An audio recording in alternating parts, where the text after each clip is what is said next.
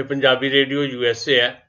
ਹੁਣ ਤੁਸੀਂ ਸਾਡੇ ਚੰਡੀਗੜ੍ਹ ਸਟੂਡੀਓ ਤੋਂ ਸੁਸ਼ੀਲ ਦੋਸਾਂਝ ਕੋਲੋਂ ਅੱਜ ਮੰਗਲਵਾਰ ਦਾ ਪੰਜਾਬੀ ਖਬਰਾਂ ਦਾ ਬੁਲੇਟਿਨ ਸੁਣੋਗੇ। ਪਹਿਲਾਂ ਅੱਜ ਦੀਆਂ ਖਾਸ ਖਬਰਾਂ ਸੁਣੋ। ਪੰਜਾਬ ਵਿਧਾਨ ਸਭਾ ਦੇ ਵਿੱਚ ਕੇਂਦਰ ਸਰਕਾਰ ਦੇ ਖੇਤੀ ਕਾਨੂੰਨਾਂ ਦੇ ਖਿਲਾਫ ਇਤਿਹਾਸਕ ਬਿੱਲ ਪਾਸ। ਪੰਜਾਬ ਦੇ ਮੁੱਖ ਮੰਤਰੀ ਕੈਪਟਨ ਅਮਰਿੰਦਰ ਸਿੰਘ ਬੋਲੇ ਕਿ ਮੈਂ ਅਸਤੀਫਾ ਦੇਣ ਤੋਂ ਨਹੀਂ ਡਰਦਾ, ਕਿਸਾਨਾਂ ਦੇ ਹਿੱਤਾਂ ਦੀ ਹਰ ਹਾਲ ਰਾਖੀ ਕੀਤੀ ਜਾਏਗੀ। ਪਾਸ ਕੀਤੇ ਬਿੱਲਾਂ ਵਿੱਚ ਘੱਟੋ-ਘੱਟ ਸਹਾਇਕ ਕੀਮਤ ਤੋਂ ਘੱਟ ਕੀਮਤ ਉੱਪਰ ਖਰੀਦ ਅਤੇ ਵੇਚ ਕਰਨ ਵਾਲੇ ਨੂੰ 3 ਸਾਲ ਦੀ ਸਜ਼ਾ ਤੇ ਜੁਰਮਾਨੇ ਦਾ ਪ੍ਰਬੰਧ।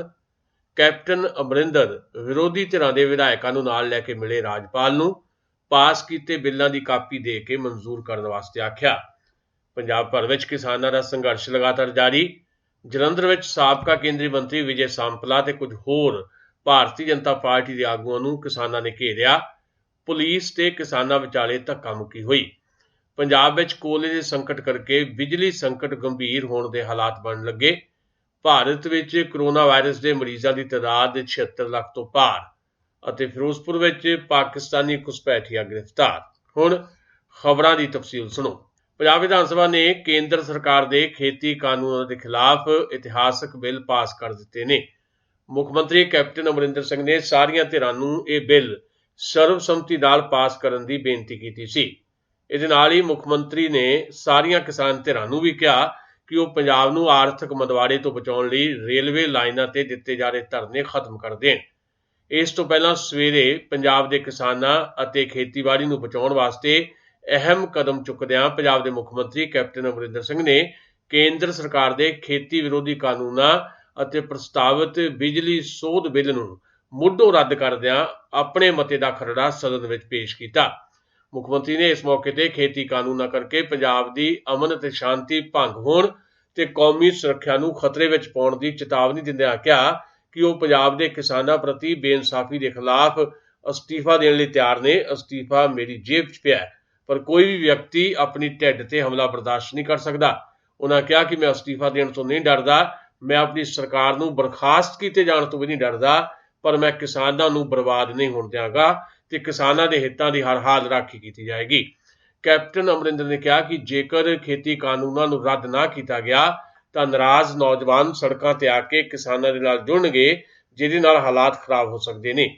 ਇਹ ਉਹੀ ਕੁਝ ਹੈ ਜੋ 80 ਅਤੇ 90 ਦੇ ਦਹਾਕੇ ਵਿੱਚ ਪੰਜਾਬ ਵਿੱਚ ਹੋਇਆ ਸੀ। ਉਹਨਾਂ ਖਦਸ਼ਾ ਪ੍ਰਗਟ ਕੀਤਾ ਕਿ ਚੀਨ ਅਤੇ ਪਾਕਿਸਤਾਨ ਦੋਵੇਂ ਮਿਲ ਕੇ ਪੰਜਾਬ ਦੀ ਸ਼ਾਂਤੀ ਭੰਗ ਹੋਣ ਦਾ ਫਾਇਦਾ ਉਠਾਉਣ ਦੀ ਕੋਸ਼ਿਸ਼ ਕਰਨਗੇ, ਜਿਸ ਨਾਲ ਕੌਮੀ ਸੁਰੱਖਿਆ ਲਈ ਗੰਭੀਰ ਖਤਰਾ ਪੈਦਾ ਹੋ ਜਾਏਗਾ।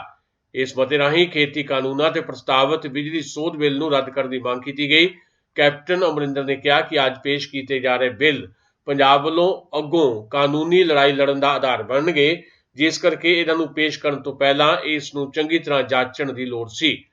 ਜ਼ਿਕਰਯੋਗ ਹੈ ਕਿ ਇਹਨਾਂ 4 ਇਤਿਹਾਸਕ ਬਿੱਲਾਂ ਦੇ ਵਿੱਚ ਹੋਰ ਉਪਬੰਧਾਂ ਤੋਂ ਇਲਾਵਾ ਖੇਤੀਬਾੜੀ ਕਰਾਰ ਦੇ ਤਹਿਤ ਘੱਟੋ-ਘੱਟ ਸਹਾਇਕ ਕੀਮਤ ਤੋਂ ਹੇਠਲੀ ਕੀਮਤ ਉੱਪਰ ਝੋਨਾ ਜਾਂ ਕਣਕ ਦੀ ਖਰੀਦ ਕਰਨ ਉੱਪਰ ਘੱਟੋ-ਘੱਟ 3 ਸਾਲ ਦੀ ਸਜ਼ਾ ਅਤੇ ਜੁਰਮਾਨੇ ਤੇ ਕਿਸਾਨਾਂ ਨੂੰ 2.5 ਏਕੜ ਤੱਕ ਦੀ ਜ਼ਮੀਨ ਦੀ ਕੁਰਕੀ ਤੋਂ ਛੋਟ ਤੇ ਖੇਤੀ ਜਿਣਸਾਂ ਦੀ ਜਮ੍ਹਾਂਖੋਰੀ ਅਤੇ ਕਾਲਾਬਾਜ਼ਾਰੀ ਤੋਂ ਛੁਟਕਾਰਾ ਪਾਉਣ ਦੀ ਵਿਵਸਥਾ ਸ਼ਾਮਲ ਕੀਤੀ ਗਈ ਹੈ। ਕੇਂਦਰ ਸਰਕਾਰ ਦੇ ਖੇਤੀ ਕਾਨੂੰਨਾਂ ਦੇ ਖਿਲਾਫ ਪ੍ਰਸਤਾਵ ਪਾਸ ਕਰਨ ਤੋਂ ਬਾਅਦ ਪੰਜਾਬ ਦੇ ਮੁੱਖ ਮੰਤਰੀ ਕੈਪਟਨ ਅਮਰਿੰਦਰ ਸਿੰਘ ਵਿਰੋਧੀ ਧਿਰ ਦੇ ਬਾਕੀ ਵਿਧਾਇਕਾਂ ਦੇ ਨਾਲ ਰਾਜ ਭਵਨ ਵਿੱਚ ਰਾਜਪਾਲ BP ਸਿੰਘ ਬਦਨੌਰ ਨੂੰ ਮਿਲਣ ਗਏ। ਮੁੱਖ ਮੰਤਰੀ ਨੇ ਰਾਜਪਾਲ ਨੂੰ ਵਿਧਾਨ ਸਭਾ ਦੇ ਵਿੱਚ ਖੇਤੀ ਦੇ ਕਾਨੂੰਨਾਂ ਦੇ ਖਿਲਾਫ ਪਾਸ ਕੀਤੇ ਗਿਆ ਮਤਾ ਸੌਂਪਿਆ। ਇਸ ਦੌਰਾਨ ਆਮ ਆਦਮੀ ਪਾਰਟੀ ਤੇ ਵਿਰੋਧੀ ਧਿਰ ਦੇ ਆਗੂ ਹਰਪਾਲ ਸਿੰਘ ਚੀਮਾ, ਸ਼੍ਰੋਮਣੀ ਅਕਾਲੀ ਦਲ ਦੇ ਆਗੂ ਸ਼ਰਨਜੀਤ ਸਿੰਘ ਢਿੱਲੋਂ ਵੀ ਉਹਨਾਂ ਦੇ ਨਾਲ ਸਨ। ਖੇਤੀ ਕਾਨੂੰਨਾਂ ਦੇ ਖਿਲਾਫ ਕੈਪਟਨ ਅਮਰਿੰਦਰ ਦੀ ਸਰਕਾਰ ਨੂੰ ਵਿਰੋਧੀ ਧਿਰ ਦਾ ਵੀ ਸਾਥ ਮਿਲ ਰਿਹਾ ਹੈ। ਕੈਪਟਨ ਅਮਰਿੰਦਰ ਸਿੰਘ ਨੇ ਕਿਹਾ ਕਿ ਇਹ ਬਿੱਲ ਪਾਰਲੀਮੈਂਟ ਵਿੱਚ ਤਾਂ ਕਾਨੂੰਨ ਬਣ ਗਏ ਨੇ, ਪਰ ਪੰਜਾਬ ਵਿਧਾਨ ਸਭਾ ਨੇ ਇਹਨਾਂ ਕਾਨੂੰਨਾਂ ਨੂੰ ਖਾਰਿਜ ਕਰ ਦਿੱਤਾ ਹੈ। ਰਾਜਪਾਲ ਨੂੰ ਵਿਧਾਨ ਸਭਾ ਵਿੱਚ ਪਾਸ ਕੀਤੇ ਗਏ ਮਤੇ ਦੀਆਂ ਕਾਪੀਆਂ ਦਿੱਤੀਆਂ ਨੇ ਤੇ ਉਹਨਾਂ ਨੂੰ ਬੇਨਤੀ ਕੀਤੀ ਗਈ ਹੈ ਕਿ ਉਹ ਇਹਨਾਂ ਨੂੰ ਮਨਜ਼ੂਰ ਕਰ ਲੈਣ। ਇਸ ਤੋਂ ਪਹਿਲਾਂ ਅੱਜ ਸਵੇਰੇ ਵਿਧਾਨ ਸਭਾ ਸੈਸ਼ਨ ਜਾਣ ਮੌਕੇ ਸ਼੍ਰੋਮਣੀ ਅਕਾਲੀ ਦਲ ਬਾਦਲ ਦੇ ਵਿਧਾਇਕਾਂ ਨੇ 2017 ਦੀਆਂ ਚੋਣਾਂ ਵਿੱਚ ਕਾਂਗਰਸ ਪਾਰਟੀ ਵੱਲੋਂ ਪੇਸ਼ ਕੀਤੇ ਗਏ ਮੈਨੀਫੈਸਟੋ ਦੀਆਂ ਕਾਪੀਆਂ ਨੂੰ ਅਗਨ ਭੇਟ ਕੀਤਾ। ਸ਼੍ਰੋਮਣੀ ਅਕਾਲੀ ਦਲ ਦੇ ਵਿਧਾਇਕ ਬਿਕਰਮ ਸਿੰਘ ਮਜੀਠੀਆ ਨੇ ਕਿਹਾ ਕਿ ਕਾਂਗਰਸ ਪਾਰਟੀ ਵੋਟਾਂ ਲੈਣ ਵਾਸਤੇ ਆਪਣੇ ਮੈਨੀਫੈਸਟੋ ਵਿੱਚ ਕਈ ਤਰ੍ਹਾਂ ਦੀਆਂ ਗੱਲਾਂ ਲਿਖਦੀ ਰਹੀ ਹੈ, ਪਰ ਸਰਕਾਰ ਆਉਣ ਤੋਂ ਬਾਅਦ ਕਦੇ ਵੀ ਅਮਲ ਨਹੀਂ ਕਰਦੀ। ਬਿਕਰਮ ਸਿੰਘ ਮਜੀਠੀਆ ਨੇ ਕਿਹਾ ਕਿ ਕਾਂਗਰਸ ਪਾਰਟੀ ਦੀ ਸਰਕਾਰ ਨੇ ਪਿਛਲੀਆਂ ਵਿਧਾਨ ਸਭਾ ਚੋਣਾਂ ਵਿੱਚ ਵੋਟਾਂ ਹਾਸਲ ਕਰਨ ਲਈ ਕਿਸਾਨਾਂ ਦੇ ਹਿੱਤ ਵਿੱਚ ਕੰਮ ਕਰਨ ਦੇ ਦਾਅਵੇ ਕੀਤੇ ਸਨ, पर हाले तक किसानों के हित में कोई भी काम नहीं किया। खबरां तुसीं पंजाबी रेडियो USA तो सुन रहे हो ते इन्हां खबरां नूं साडे चंडीगढ़ स्टूडियो तो सीधे प्रसारित किया जा रहा है। खबरां नूं स्पॉन्सर कर रहे हैं खालसा इंश्योरेंस एजेंसी वाले। ओबामा केयर ते कवर्ड कैलीफोर्निया दी एप्लीकेशन शुरू हो चुकियां ने। हैल्थ इंश्योरेंस ना कराउण दी हालत विच घट्टो घट्ट $750 प्रति व्यक्ति जुर्माना होएगा।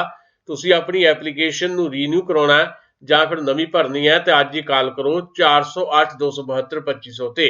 याद रखो खालसा इंश्योरेंस एजेंसी का दफ्तर सारा साल खुला रहिंदा है।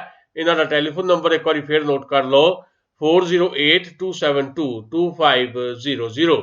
चलो फिर चलते हैं कुछ होर खबरां वल। पंजाब भर विच खेती कानूनां दे खिलाफ किसानां दे विच गुस्सा हाले भी बरकरार है।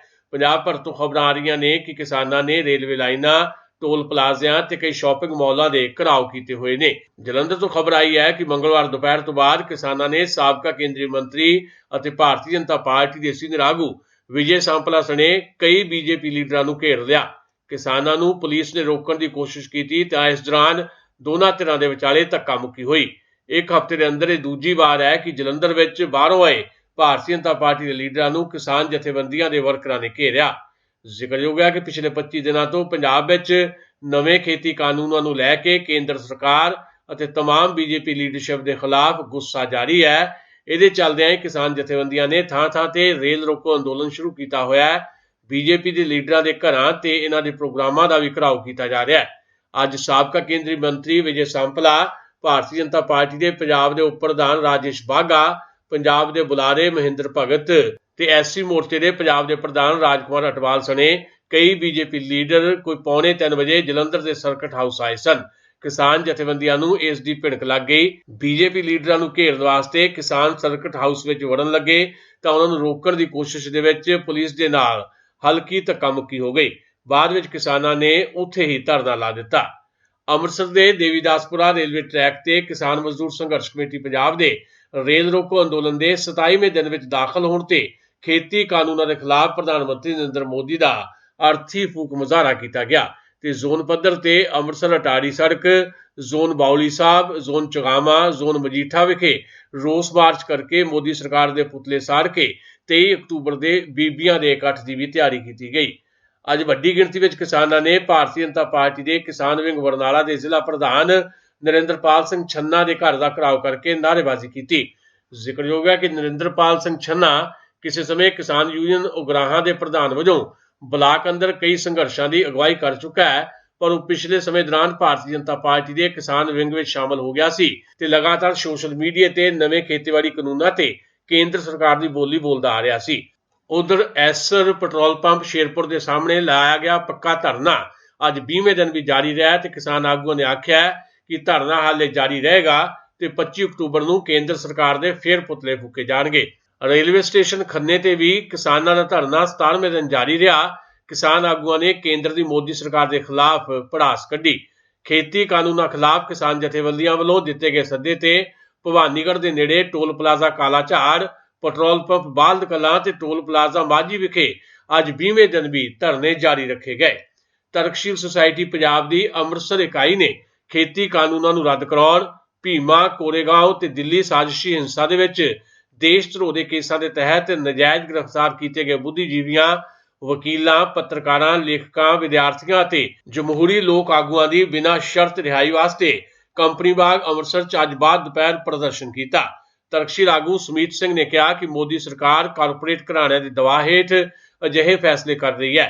जसपाल बासरका ते मनजीत बासरके ने मौजूदा जथेबंदक किसान अंदोलन नूं इतिहासक करार दिता। पंजाब के थर्मल प्लांटां विच कोला मुक्कण दे कंढे होण करके लंघी अद्धी रात राजपुरा थर्मल का एक यूनिट बंद कर दिता गया। इस तो पहला प्राइवेट खेतर का गोविंदगढ़ साहब का थर्मल प्लांट पूरी तरह बंद हो चुका है। इस वेले राजपुरा थर्मल प्लांट का एको यूनिट चल रहा है, जबकि तलवंडी साबो थर्मल के कोल भी माड़ा मोटा कोला बाकी बचा है। पावरकॉम के अपने रोपड़ ते लहरा मुहब्बत थर्मल प्लांट कोल भी वध तो वध 6 दिन जोगा ही कोला रह गया। इस कारण पंजाब के सिर ते बिजली का संकट मंडराउण लग पिया। भारत में कोरोना वायरस के मरीजों का कुल अंकड़ा 76 लाख तो पार हो गया है। हुण तक 76,05,000 के करीब लोग पीड़ित हो चुके ने। कोरोना वायरस करके भारत में हुण तक 1,15,300 लोगों की मौत हो चुकी है 7,48,712 ਮਰੀਜ਼ਾਂ ਦਾ ਇਸ ਵਕਤ ਇਲਾਜ ਚੱਲ ਰਿਹਾ ਹੈ। ਦੁਨੀਆ ਭਰ ਵਿੱਚ ਕਰੋਨਾ ਦੇ ਮਰੀਜ਼ਾਂ ਦਾ ਕੁੱਲ ਅੰਕੜਾ 4 ਕਰੋੜ 7 ਲੱਖ ਤੋਂ ਜ਼ਿਆਦਾ ਹੋ ਗਿਆ ਹੈ। 3 ਕਰੋੜ 4 ਲੱਖ 7 ਹਜ਼ਾਰ ਤੋਂ ਜ਼ਿਆਦਾ ਮਰੀਜ਼ ਠੀਕ ਵੀ ਹੋ ਚੁੱਕੇ ਨੇ ਤੇ ਹੁਣ ਤੱਕ 11 ਲੱਖ 24 ਹਜ਼ਾਰ ਤੋਂ ਜ਼ਿਆਦਾ ਲੋਕਾਂ ਦੀ ਮੌਤ ਹੋ ਚੁੱਕੀ ਹੈ। BSF ਨੇ ਮੰਗਲਵਾਰ ਨੂੰ ਫਿਰੋਜ਼ਪੁਰ ਦੇ ਹੁਸੈਨੀਵਾਲਾ ਦੇ ਨੇੜੇ ਇੱਕ ਪਾਕਿਸਤਾਨੀ ਨਾਗਰਿਕ ਨੂੰ ਗ੍ਰਿਫਤਾਰ ਕੀਤਾ ਹੈ। ਇਸ ਘੁਸਪੈਠੀਏ ਦੀ ਪਛਾਣ ਜਾਵੇਦ ਅਨਵਰ ਵਜੋਂ ਕੀਤੀ ਗਈ ਹੈ। BSF ਦੇ ਅਧਿਕਾਰੀ ਨੇ ਦੱਸਿਆ ਕਿ ਉਹਦੇ ਕੋਲੋਂ 5510 ਰੁਪਏ ਦੀ ਪਾਕਿਸਤਾਨ ਦੀ ਕਰੰਸੀ ਤੇ ਕੁਝ ਵਿਜ਼ਿਟਿੰਗ ਕਾਰਡ ਵੀ ਬਰਾਮਦ ਕੀਤੇ ਗਏ ਨੇ। ਹੋਰ ਵੇਰਵਿਆਂ ਦੀ ਉਡੀਕ ਕੀਤੀ ਜਾ ਰਹੀ ਹੈ। ਖਾਸ ਖਬਰਾਂ ਇੱਕ ਵਾਰੀ ਫਿਰ ਸੁਣੋ। ਪੰਜਾਬ ਵਿਧਾਨ ਸਭਾ ਦੇ ਵਿੱਚ ਕੇਂਦਰ ਸਰਕਾਰ ਦੇ ਖੇਤੀ ਕਾਨੂੰਨਾਂ ਦੇ ਖਿਲਾਫ ਇਤਿਹਾਸਕ ਬਿੱਲ ਪਾਸ। ਕੈਪਟਨ ਅਮਰਿੰਦਰ ਬੋਲੇ ਕਿ ਮੈਂ ਅਸਤੀਫਾ ਦੇਣ ਤੋਂ ਨਹੀਂ ਡਰਦਾ, ਕਿਸਾਨਾਂ ਦੇ ਹਿੱਤਾਂ ਦੀ ਹਰ ਹਾਲ ਰਾਖੀ ਕੀਤੀ ਜਾਏਗੀ। ਪਾਸ ਕੀਤੇ ਬਿੱਲਾਂ 'ਚ ਘੱਟੋ-ਘੱਟ ਸਹਾਇਕ ਕੀਮਤ ਤੋਂ ਘੱਟ ਕੀਮਤ ਤੇ ਖਰੀਦ ਅਤੇ ਵੇਚ ਕਰਨ ਵਾਲੇ ਨੂੰ 3 ਸਾਲ ਦੀ ਸਜ਼ਾ ਤੇ ਜੁਰਮਾਨੇ ਦਾ ਪ੍ਰਬੰਧ। ਕੈਪਟਨ ਅਮਰਿੰਦਰ ਵਿਰੋਧੀ ਧਿਰਾਂ ਦੇ ਵਿਧਾਇਕਾਂ ਨੂੰ ਨਾਲ ਲੈ ਕੇ ਰਾਜਪਾਲ ਨੂੰ ਮਿਲੇ, ਪਾਸ ਕੀਤੇ ਬਿੱਲਾਂ ਦੀ ਕਾਪੀ ਦੇ ਕੇ ਮਨਜ਼ੂਰ ਕਰਨ ਵਾਸਤੇ ਆਖਿਆ। ਪੰਜਾਬ ਭਰ ਵਿੱਚ ਕਿਸਾਨਾਂ ਦਾ ਸੰਘਰਸ਼ ਲਗਾਤਾਰ ਜਾਰੀ। ਜਲੰਧਰ ਵਿੱਚ ਸਾਬਕਾ ਕੇਂਦਰੀ ਮੰਤਰੀ ਵਿਜੇ ਸਾਂਪਲਾ ਤੇ ਕੁਝ ਹੋਰ BJP ਲੀਡਰਾਂ ਨੂੰ ਕਿਸਾਨਾਂ ਨੇ ਘੇਰਿਆ। ਪੁਲਿਸ ਤੇ ਕਿਸਾਨਾਂ ਵਿਚਾਲੇ ਧੱਕਾ ਮੁੱਕੀ ਹੋਈ। ਪੰਜਾਬ ਵਿੱਚ ਕੋਲੇ ਦੇ ਸੰਕਟ ਕਰਕੇ ਬਿਜਲੀ ਦਾ ਸੰਕਟ ਗੰਭੀਰ ਹੋਣ ਦੇ ਹਾਲਾਤ ਬਣਨ ਲੱਗੇ। ਭਾਰਤ ਵਿੱਚ ਕਰੋਨਾ ਵਾਇਰਸ ਦੇ ਮਰੀਜ਼ਾਂ ਦੀ ਤਾਦਾਦ 76 ਲੱਖ ਤੋਂ ਪਾਰ ਗਈ ਅਤੇ ਫਿਰੋਜ਼ਪੁਰ ਵਿੱਚ ਪਾਕਿਸਤਾਨੀ ਘੁਸਪੈਠੀਆ ਗ੍ਰਿਫਤਾਰ। ਇਹ ਸਨ ਸਾਡੀਆਂ ਅੱਜ ਦੀਆਂ ਖਬਰਾਂ। ਤਾਜ਼ਾ ਖਬਰਾਂ ਲਈ ਕੱਲ ਇਸੇ ਵਕਤ ਆਪਣੀ ਫਿਰ ਮੁਲਾਕਾਤ ਹੋਏਗੀ। ਹੁਣ ਦਿਓ ਸੁਸ਼ੀਲ ਦੋਸਾਂਝ ਨੂੰ ਆਗਿਆ। ਪੰਜਾਬੀ ਰੇਡੀਓ USA ਦੇ ਸਰੋਤਿਆਂ ਲਈ ਬਹੁਤ ਬਹੁਤ ਸ਼ੁਭ ਸ਼ਾਮਾਂ।